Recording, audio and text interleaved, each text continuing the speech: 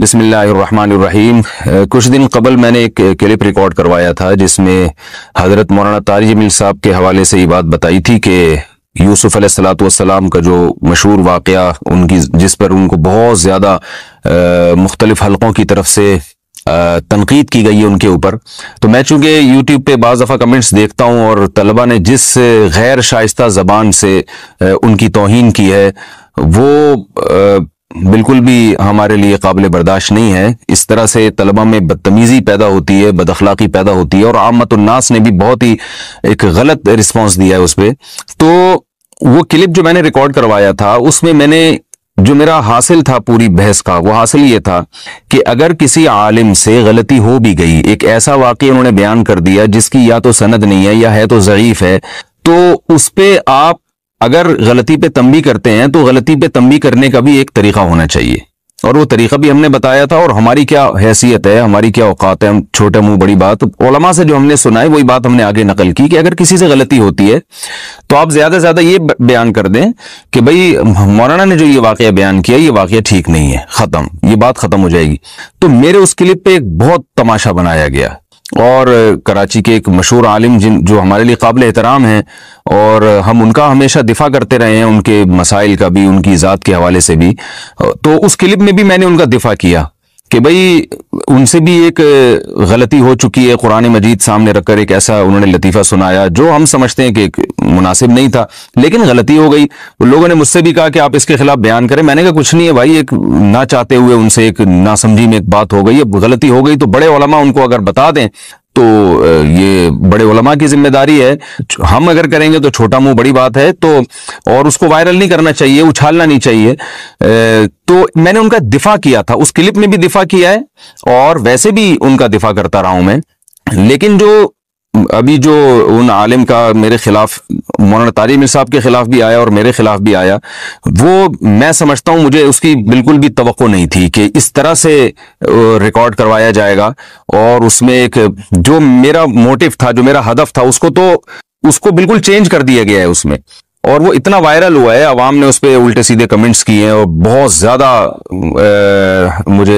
عتاب یعنی مجھے جو ہے وہ طنز اور طعنوں کا نشانہ بنایا گیا۔ وہ کوئی اتنا بڑا مسئلہ نہیں ہے، میری ذات کا کوئی ایسا مسئلہ نہیں ہے، لیکن میں صرف اتنا بتانا چاہتا ہوں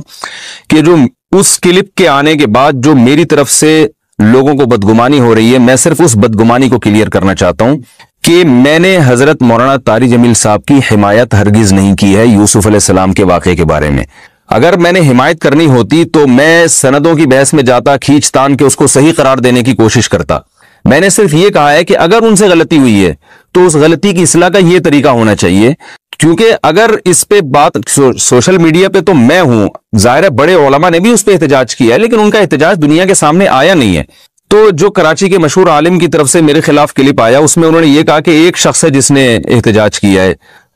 ایسا نہیں ہے، اور بھی علماء ہیں اور ان کے کلپ بھی آ چکے ہیں، میں ان کا نام نہیں لوں گا ابھی، ایسا نہ ہو کہ پھر ان کے خلاف کوئی کلپ جو ہے وہ بن کے دوبارہ سامنے آ جائے، تو اور بھی علماء نے اس طرز عمل کو پسند نہیں کیا۔ تو میں تو چونکہ سوشل میڈیا پہ ہوں، بہت زیادہ سنا جاتا ہوں، اس لیے میں نے ریکارڈ کروایا کہ بات پھیل جائے گی زیادہ اس سے۔ تو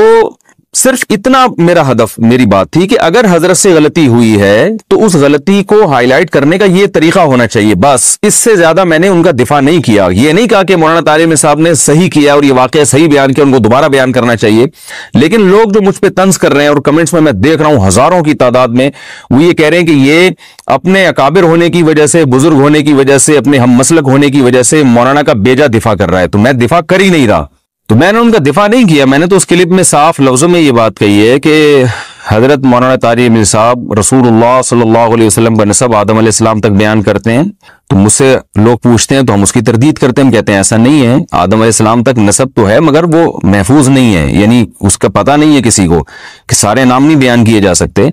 کیونکہ صحیح بخاری کی حدیث کے مطابق آپ صلی اللہ علیہ وسلم حضرت عدنان تک اپنا نسب بیان کرتے تھے، عدنان تک، اس کے بعد آگے نہیں بیان کرتے تھے۔ تو یہ غلطی تھی حضرت مولانا طارق جمیل صاحب کی۔ تو میں نے بتایا کہ جیسے ہم سے کسی نے پوچھا تو ہم نے بتا دیا بھائی ایسا نہیں ہے، مولانا نے غلطی کی ہے، تو ایسے یہاں بھی آپ کہہ سکتے ہیں کہ مولانا سے غلطی ہوئی ہے، اور خاص طور پہ جبکہ وہ منہ کالا کرنے والی جو بات انہوں نے کی تھی اس پہ رجوع کا کلپ بھی ریکارڈ کروا چکے ہیں۔ تو تو پہلا مسئلہ تو میں اپنی پوزیشن واضح کرنا چاہتا ہوں کہ میں نے مولانا طارق جمیل صاحب کی حمایت نہیں کی ہے، میں نے صرف مخالفت کا ایک طریقہ بیان کیا ہے کہ مخالفت جب علماء کی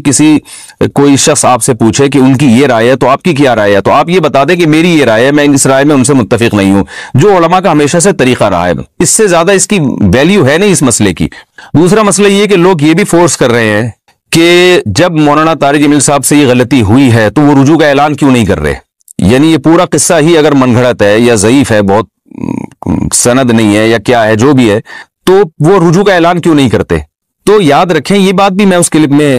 ریکارڈ کروا چکا ہوں کہ اگر اس طرح سے آپ رجوع کا اعلانات کروائیں تو یہ پھر اعلانات کا سلسلہ بہت طویل ہوگا، بہت سارے علماء اس کی لپیٹ میں آئیں گے، کیونکہ اس کا تعلق مسائل سے نہیں ہے۔ اگر کوئی ایسے روایت پیش کی جاتی جس کا فقہی مسئلے سے تعلق ہوتا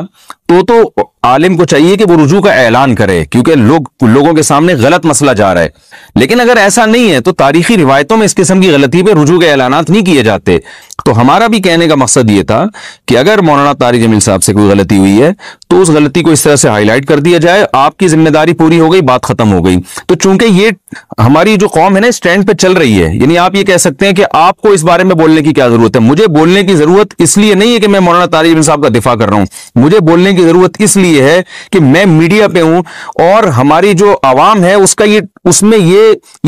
اس ٹریک پہ چل پڑی ہے وہ، کیونکہ زبان کی لغزشیں اور اس طرح کی غلطیاں ہر انسان سے ہوتی ہیں اور ہوتی رہیں گی، تو اس میں ہمیں پہلے سے لوگوں کو گائیڈ کرنا چاہیے کہ اس موقع پر کرنا کیا ہے۔ تو یہ ایک بات۔ اچھا، دوسری بات یہ کہ تفسیر کبیر اور امام رازی، یہ مجھے اللہ کی قسم پہلے سے معلوم تھا یہ ایک ہی تفسیر ہے، تو میری زبان سے نکل گیا کہ تفسیر کبیر میں بھی امام رازی نے بھی لکھا ہے۔ تو ایسی زبان کی لغزش پہ بھی اتنا بڑا الزام لگا دینا کہ اس نے حدیث کی کتاب کی کبھی شکل بھی نہیں دیکھی ہوگی، یہ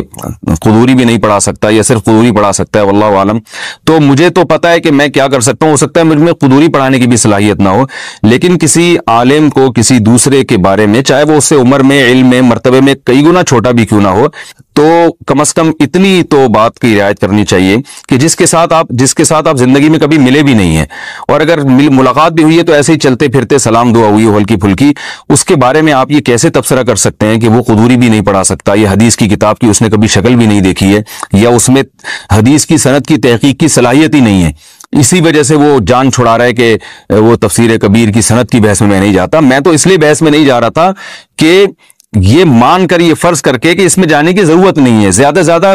ضعیف روایت ہوگی، موضوع روایت ہوگی نا، اور کیا ہوگا۔ تو غلطی کو غلطی مان کر یہ بحث کو سمیٹنے کے لیے میں یہ کر رہا تھا، یہ مطلب نہیں تھا کہ ہم سند پر جو ہے وہ سند کی بحث میں پڑھنے کی ہمارے اندر صلاحیت ہی نہیں ہے، یا کسی حدیث کے بارے میں یا روایت کے بارے میں یہ تحقیق ہی نہیں کر سکتے۔ میرے رسالے موجود ہیں الحمدللہ، میرے علمی تحقیقات موجود ہیں، تو میں نہیں دعویٰ کرتا کہ میں کوئی بڑا عالم ہوں، میں یقیناً ایک طالب علم ہوں، اور شاید میرے اندر قدوری پڑھانے کی بھی صلاحیت نہ ہو۔ تو مولانا صاحب نے یہ تو اعتراف کیا کہ قدوری پڑھانے والا ہے، تو ہو سکتا ہے ہم بھائی قدوری بھی نہ پڑھا سکتے ہوں اور ایک معمولی سی کتاب بھی نہ پڑھا سکتے ہوں، لیکن میں پڑھا سکتا ہوں یا نہیں پڑھا سکتا، علمی صلاحیت ہے یا میں جاہل ہوں، یہ فیصلہ وہ شخص تو کر سکتا ہے جو میرے ساتھ رہا ہو، یا وہ عالم جن کا میرے ساتھ اٹھنا بیٹھنا ہو، جو کبھی مجھ سے زندگی میں ایک یا دو، وہ بھی اتفاقی ملاقات ہوئی ہو، وہ بھی چند سیکنڈ کی ہوئی ہو، تو وہ کسی کے بارے میں کیسے فیصلہ کر سکتے ہیں۔